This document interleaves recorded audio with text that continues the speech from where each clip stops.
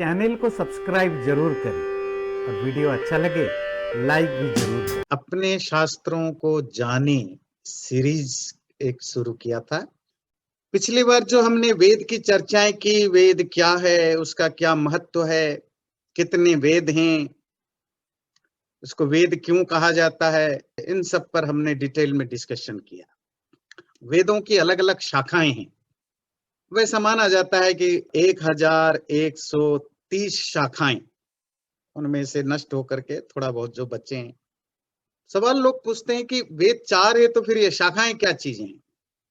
वेद श्रुति परंपरा में रही।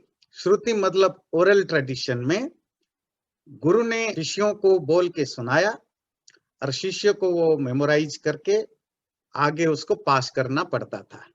तो जब अलग अलग गुरु बनने लगे तो हर गुरु की अपने कुछ कमी है, कुछ अच्छा ही है, प्रोनाउंसिएशन करने में, एक्सेंट में वो चेंजेस होता है। तो सपोज सहस्र शीर्षा पुरुषः एक मंत्र है, तो कुछ शाखाओं में इसको बोलते हैं सहस्र शीर्षा पुरुषः और शा को खा बोलते हैं। मतलब जिस गुरु ने शाक को बोलने की जगह खा बोला, उसकी जीवा की प्रॉब्लम है, एक्सेंट में, प्रोनाउंसिएशन में कहीं से भी प्रॉब्लम है। धीरे धीरे इस तरह उस गुरु के उच्चारण में अनेक जगह अनेक अक्षरों में चेंजेस आए। कहीं ह्रस्व दीर्घ दीर्घ ह्रस्व है, लेटर्स चेंज हो गए, कुछ थोड़ा बहुत तो शब्दों में भी फर्क आ गया। तो वो धीरे धीरे सैकड़ों हजारों सालों के बाद उस गुरु परंपरा से सीखने वाले जो आगे बढ़े, उनके वेदों में कुछ डिफरेंस दिखने लगा। अब कोई दूसरे गुरु मान लीजिए तमिलनाडु का है, उसकी कुछ और तरह की चीजें रही। कुछ अगर बिहार का है, कोई पंजाब का है, कोई बंगाल का है, कोई महाराष्ट्र का है, डेफिनेटली उच्चारणों में, एक्सेंट में, इंटोनेशन में, शब्द को ठीक ठीक बोलने में, गुरु में अगर कोई अंग विकलता है, कोई डेफिशिएंसी है बॉडी पार्ट में, उसके कारण कुछ डिफरेंसेस आए। क्योंकि ये 1000 सालों का ट्रेडिशन है, तो वो डिफरेंसेस धीरे धीरे इतना स्ट्रांग हो गए और वो पर्टिकुलर एक शाखा कहलाने लगे। गुरुमुखोच्चारणानुच्चारण परंपराया शाखा वेद। तो गुरु के मुंह से जो उच्चारण किया गया, उस उच्चारण को सुनकर के दूसरों ने जो उच्चारण किया, उस परंपरा से जो एक एस्टैब्लिश्ड हुआ ओरल बुक वेद का, वो एक शाखा कहलाया। आगे जाकर के वेदों के अलग अलग शाखाएं बनने लगी। पतंजलि महाभाष्य में, अपने व्याकरण के महाभाष्य में देखते हैं, ऋग्वेद के 21 शाखाएं हैं, यजुर्वेद के 101, सामवेद के 1000 अथर्ववेद के 9। सामवेद के 1000 क्यों हो गए? क्योंकि सामवेद गान का वेद है, तो अलग अलग तरह की जो गान पद्धतियां बनी, उसके कारण वेदों में, जैसे आजकल वो घराने होते हैं ना, एक ही राग को अलग अलग घराने वाले अलग अलग तरह से प्रस्तुत करते हैं, इसी तरह साम गानों में डिफरेंसेस ज्यादा दिखने लगे।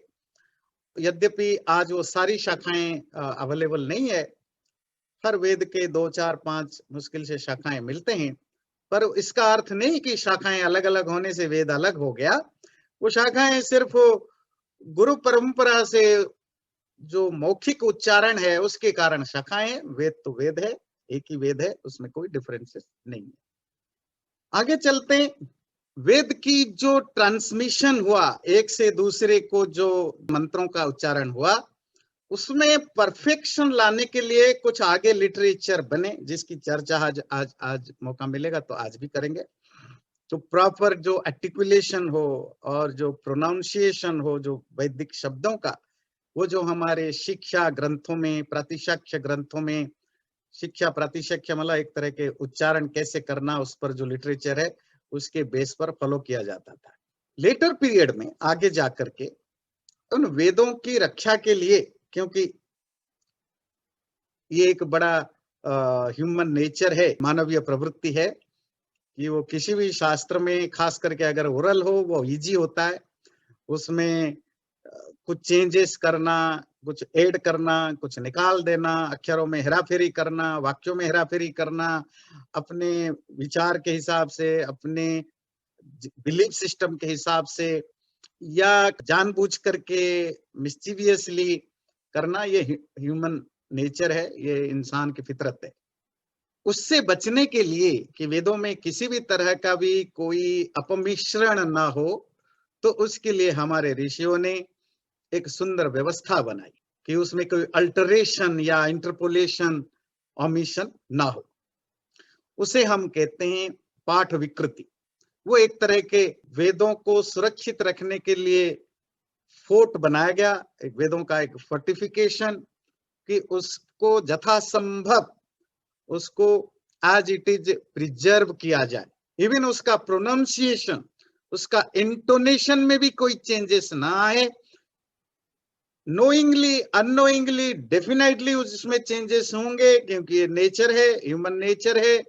वर्ड्स में हेराफेरी करेंगे, कभी कभी समझ में नहीं आता है, कभी कभी सुना ठीक से सुन नहीं पाते हैं, कभी गुरु जो बोलता है उसकी बॉडी की डेफिशिएंसी, जो अभी हमने शाखाओं के बारे में सुना, तो उसके कारण एक जो सेफ गार्ड बनाया, उस सेफ गार्ड के बारे में प्रोफेसर ए मैकडोनल, जो कि खुद वेदों के ट्रांसलेटर रहे हैं, प्रोफेसर रहे हैं, उनका history of Sanskrit literature page 50 में वो लिखते हैं, the devices adopted by those rishis to safeguard the letter of what they regarded as the word of God against alteration, interpolation, or omission. Extraordinary precautions soon began to taken to guard the canonical text, thus fixed against the possibility of any change or loss. The result has been its preservation with a faithfulness unique in literary history. यकीन मानिए, पूरे विश्व की, world की जो literary history है, साहित्य का जो इतिहास है, इसमें आज तक इवन हजारों सालों के बाद में ये अपने आप में फर्स्ट और लास्ट एक यूनिक तरीका है कि अपने लिटरेचर को कैसे सेव किया जाए, किसी भी तरह की अल्टरेशन से, किसी भी तरह के माल प्रैक्टिस से सेव किया जाए। उसको हमारे यहाँ कहते हैं विकृति पाठ। किसी भी मंत्र को आप 11 तरीके से पाठ करेंगे, उसमें मूल पाठ, द ओरिजिनल रिसाइटेशन, वो 3 है। बाकी जो उसमें थोड़ा टेक्निकली उसको चेंज करके पढ़ा जाता है, वो 8 तरह के होते हैं।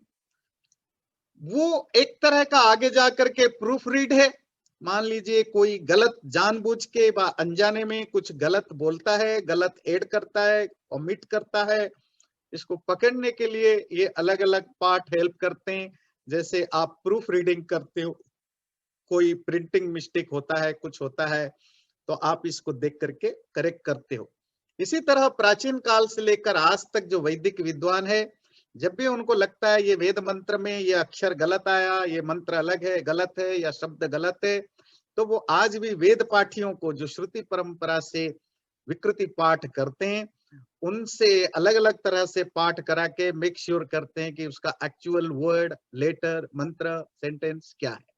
जब आप अक्षरों के बीच में, शब्दों के बीच में इतने ज्यादा मेशअप करते हैं, मेशअप मतलब केओस करके नहीं, प्रॉपर ऑर्गेनाइज्ड वे में उसको मेशअप करते हैं। फर्स्ट वर्ड को सेकंड वर्ड के साथ, सेकंड को फर्स्ट के साथ, फिर सेकंड को थर्ड के साथ, थर्ड को सेकंड के साथ, फिर थर्ड को फर्स्ट और सेकंड के साथ, फर्स्ट और सेकंड को थर्ड के साथ, इस तरह जो उसको चेंज करके रिसाइटेशन किया जाता है कि मंत्र को, और उसके ओरिजिनल ऑर्डर में रिपीट किया जाता है, रिवर्स ऑर्डर, ओरिजिनल ऑर्डर, बहुत सारे तरीके से उसको हम विकृति पाठ कहते हैं।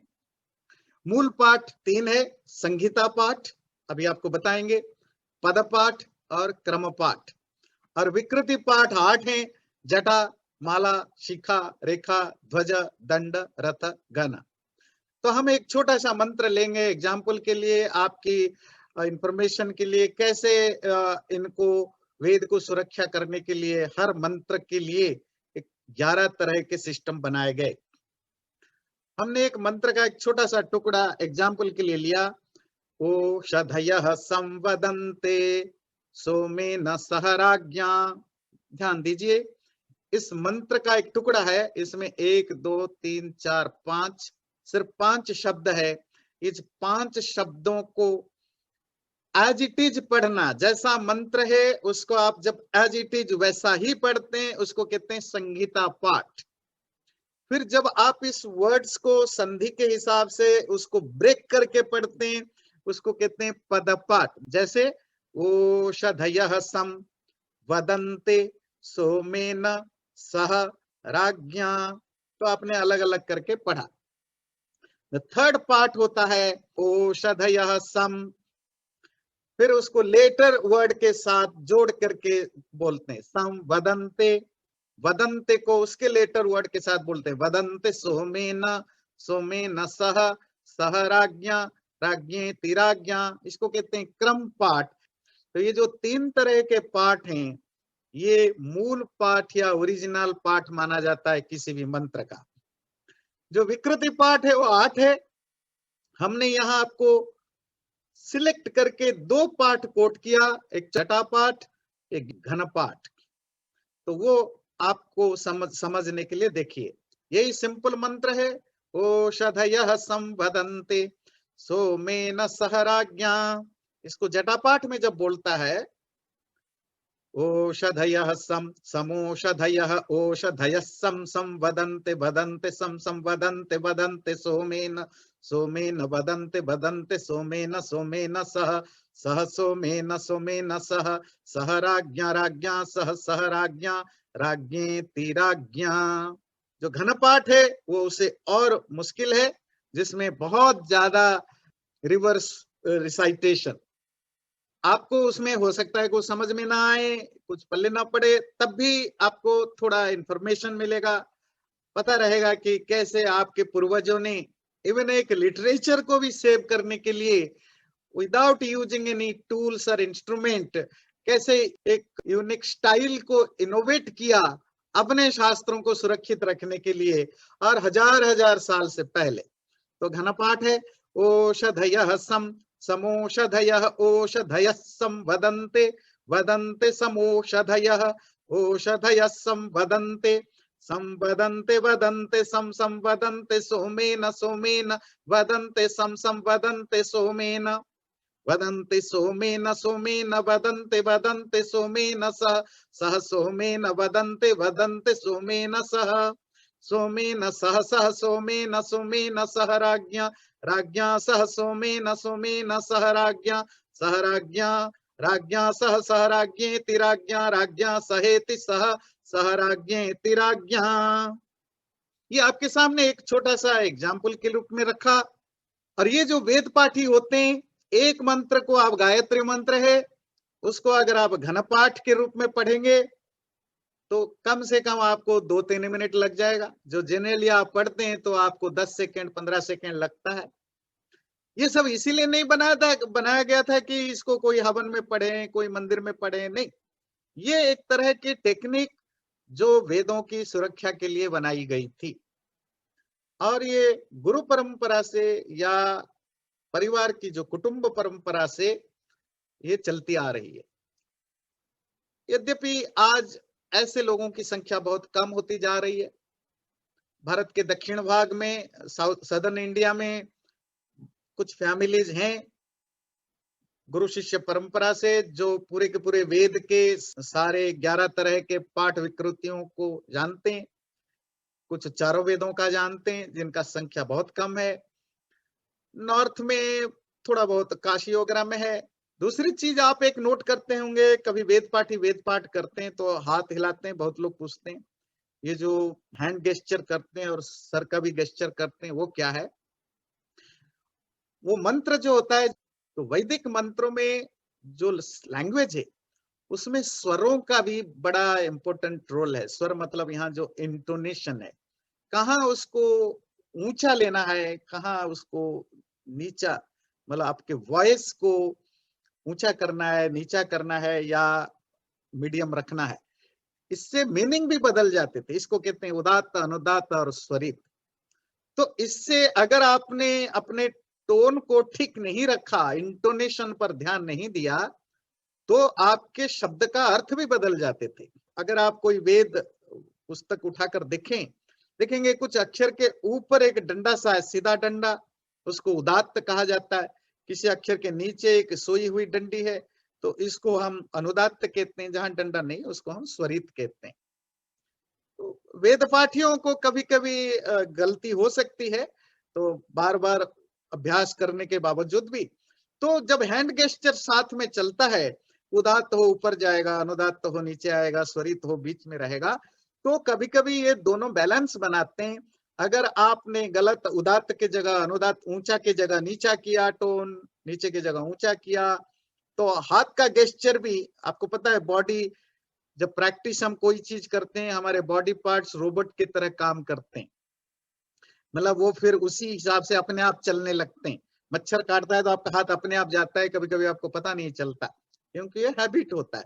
इसी तरह हाथ की जो चलने की हैबिट होने से, तो अगर आपका हाथ ऊपर गया और आपने वाणी में उसको अनुदात रखा, तो आपको खुद पता लग जाता है कि आपने रंग किया, तो आप इसको करेक्ट कर सकते हैं। तो इस तरह इतनी बारीकी से वेद मंत्रों को सुरक्षित रखने के लिए हमारे ऋषियों ने, आचार्यों ने बड़ी व्यवस्था की थी। तो ये वेद के बारे में कुछ इंफॉर्मेशन जो लास्ट टाइम होने के कारण नहीं हो पाया, वो बताया। चैनल को सब्सक्राइब जरूर करें और वीडियो अच्छा लगे लाइक भी जरूर करें।